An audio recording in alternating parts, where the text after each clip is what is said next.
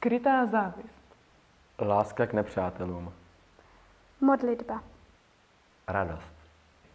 Odvaha jít proti proudu. Rozumnost. Lidské vztahy. O těchto tématech a mnohých dalších budeme hovořit v další sérii našich čajových lístků. Jste zváni, přijďte.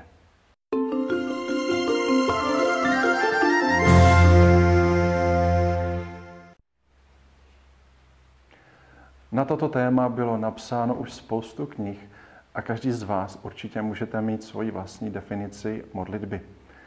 Já se domnívám, že modlitba je nejúčinnější kosmetický prostředek.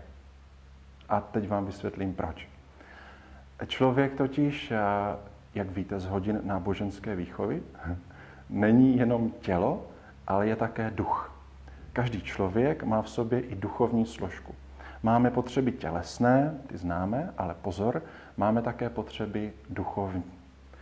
A mezi ty nejzásadnější duchovní potřeby patří jakoby vztahovat se k někomu, kdo je nad náma, kdo nás převyšuje.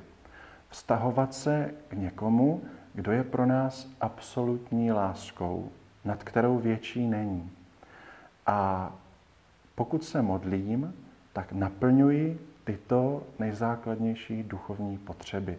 Vztahuji se k tomu, o kom věřím, že je nade mnou. Jestliže jsem řekl, že modlitba je kosmetický prostředek, pak vám to chci dokázat. A když se člověk totiž modlí, pak do této aktivity zapojuje nejenom složku tělesnou, když klečí, je třeba na vycházce a modlí se, ale zároveň i tuto složku duchovní.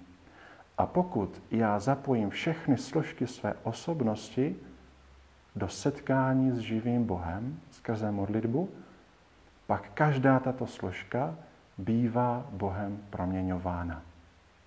Já se stávám celistvějším člověkem. Kdo se modlí, je krásnější, ale je krásnější zevnitř. Člověk, který vytrvá v modlitbě, postupně zkrášluje své nitro. Navenek to nemusí být vidět.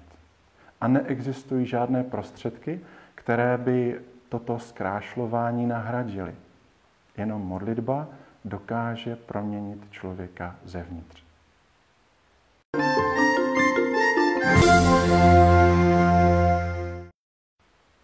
Bylinkový, ovocný, černý, bílý, nebo náš tematický?